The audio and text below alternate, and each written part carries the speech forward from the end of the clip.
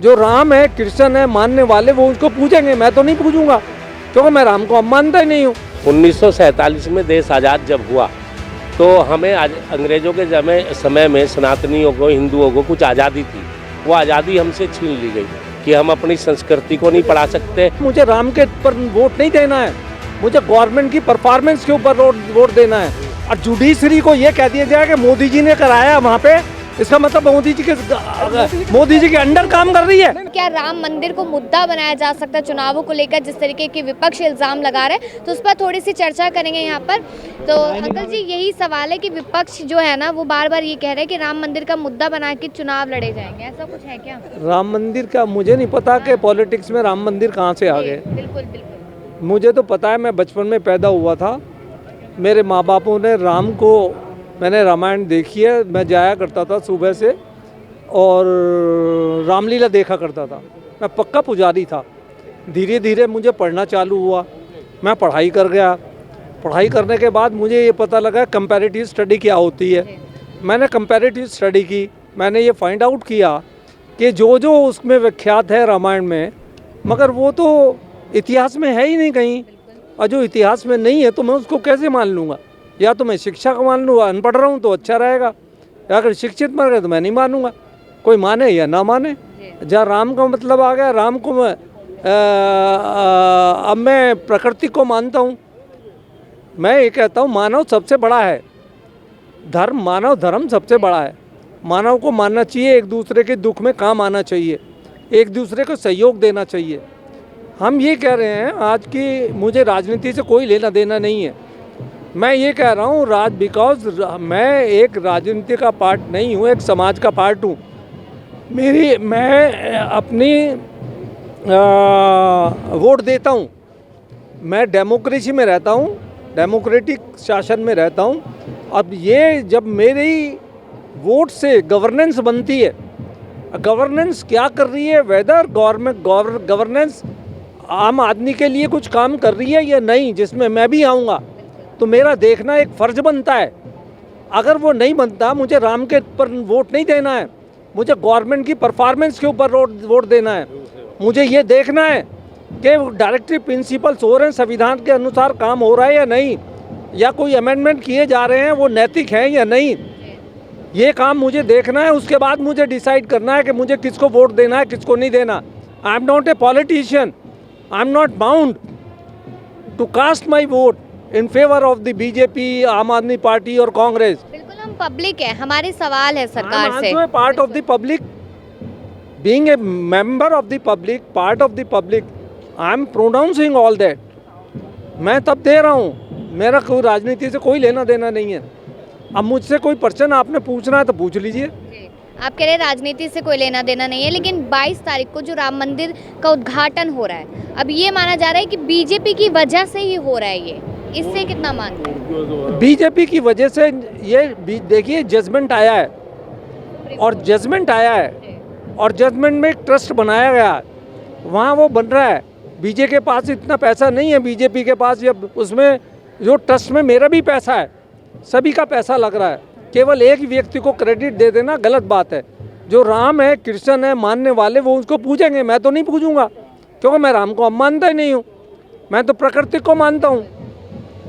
इसलिए मैं इस राजनीति में जाना नहीं चाहता और ना मैं इसमें कोई कमेंट्स करूंगा। जो मानने वाला है, जब उसने किया है तो क्रेडिट बनता है ना, मोदी जी को क्रेडिट बनता है। बनता है, बिल्कुल बनता है, क्योंकि अपना पूरा जिंदगी न्यौछावर कर दिया। बिल्कुल बिल्कुल, अपना पूरा पॉलिटिकल कैरियर उसने दाव पे लगा दिया, तो ऑब्वियसली सी बात है, उसको क्रेडिट तो बनता है, क्रेडिट तो बनेगा। मतलब आप कुछ करोगी तभी तो क्रेडिट बनेगा। लेकिन ये भी तो है ना कि कोर्ट का फैसला आया, इसलिए यहाँ पर राम मंदिर बना। कोर्ट का फैसला किस आधार पे आया? कोर्ट का फैसला, उसमें कुछ ये तो कोर्ट मतलब कि मैं उतना मालूम नहीं है, 1949 से अप्रोक्सीमेटली से कोर्ट में आ रहा है, तारीख पे तारीख हो रहा है, लेकिन इमीडिएट कैसे एक्शन में आ गया? मैकेनिज्म तो आया ना। लेकिन विपक्ष तो कह रहा है ना कि बीजेपी के इशारों पे कोर्ट चल रहा है, जो कोर्ट ने फैसला नहीं, कोर्ट में तो उन्हीं के पहले तो कोर्ट में जो भी थे, मैं नाम नहीं ले रहा हूँ, उन्होंने रुकवा देते थे ना काम, डिसीजन लेते समय उन्हें रुकवा देते थे। ऐसा आपको लगता है? ऑब्वियसली सी बात है। देखिए क्यों नहीं हुआ? हमारी गवर्नमेंट, हमारा शासन, गवर्नेंस फेडरल है, डिसेंट्रलाइजेशन ऑफ पावर है, एग्जीक्यूटिव, जुडिशरी और लेजिस्लेटिव और सारे इंडिपेंडेंट हैं। और जुडिशरी को ये कह दिया जाए कि मोदी जी ने कराया वहाँ पे, इसका मतलब मोदी जी के अंडर काम कर रही है। जुडिशरी ने जो डिसीजन दिया, जुडिशरी ने जो डिसीजन दिया है, जब जुडिशरी डिसीजन दे देती है तो वो सबके लिए मान्य होता है, उसके लिए तो क्रेडिट किसी के पास नहीं जाएगा। मोदी जी ने केस नहीं लगाया हुआ वहाँ पे लगाने वाले ट्रस्ट ने लगाया हुआ है। अब मेरा कहने का, एक मिनट मेरी बात सुन लीजिए आप। उससे पहले भी तो कोर्ट था। आपको मैं बता रहा हूँ, इसका मतलब अगर हम ये मान लें, पहले कोर्ट ने डिसीजन दिया, जुडिशरी किसी की बाउंड नहीं है, किसी के प्रेशर में काम नहीं कर सकती, क्योंकि जुडिशरी इंडिपेंडेंट है। जुडिशरी ने जो दिया है डिसीजन, वो डिसीजन हम सबको मानने का, जो नहीं मानेगा, मान लीजिए मैं नहीं मानता हूँ, आप नहीं मानते हैं, कोई नहीं मानता है, तो वो कॉन्टेम्प्ट माना जाएगा, वो क्राइम माना जाएगा। इसका क्रेडिट केवल हमारे प्रधानमंत्री जी को नहीं जाना चाहिए, गवर्नमेंट ने दिया है और वो सबका काम है, उसके लिए वोट नहीं देना है।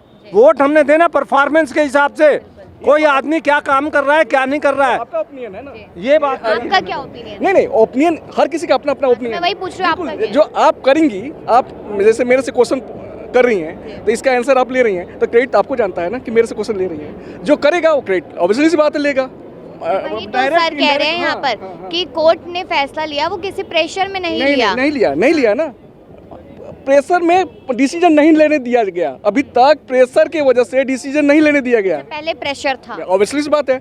आज दिन तक मतलब 500 साल तक कोई डिसीजन नहीं हुआ, आज क्यों हो गया कि प्रेशर, वहाँ पे प्रेशर था कि नहीं दे।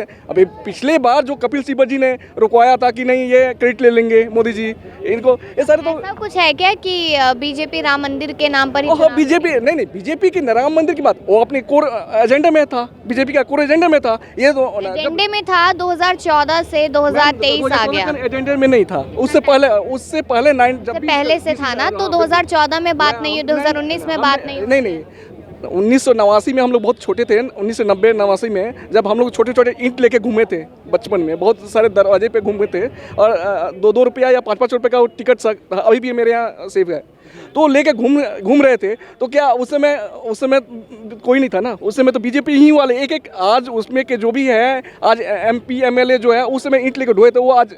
अच्छा, आप कह रहे हैं एजेंडे में था राम मंदिर, तो जो प्रॉमिसेस किए गए थे सरकार की तरफ, वो पूरे हुए हैं? वो भी पूरे हुए हैं? एजेंडे में था तो क्रेडिट बनता है ना उसको तो क्रेडिट। और भी कुछ वादे पूरे? वादे बिल्कुल वादे है, तो वादे के अकॉर्डिंग है, तो उससे हर किसी की अपनी की ये है, मेरी सोच है, उससे कितना वहाँ का इंफ्रास्ट्रक्चर डेवलपमेंट हुआ है अयोध्या का, और सारे उससे रिलेटेड और सारे जो भी हैं बिहार में भी से, हाँ नहीं इतने सारे एम्प्लॉयमेंट। देखिए ऐसा खाली एक राम मंदिर का मुद्दा नहीं है। 1947 में देश आज़ाद जब हुआ तो हमें आज अंग्रेज़ों के समय में सनातनियों को, हिंदुओं को कुछ आज़ादी थी, वो आज़ादी हमसे छीन ली गई कि हम अपनी संस्कृति को नहीं पढ़ा सकते, अपनी धर्म की एजुकेशन अपने स्कूलों में नहीं दे सकते, और दूसरों को रेवड़ियों की तरह साउथ दिल्ली की कीमती ज़मीनें 1 रुपये मीटर पे स्कूल खोलने के लिए क्रिश्चियन सोसाइटियों को दे दी गई।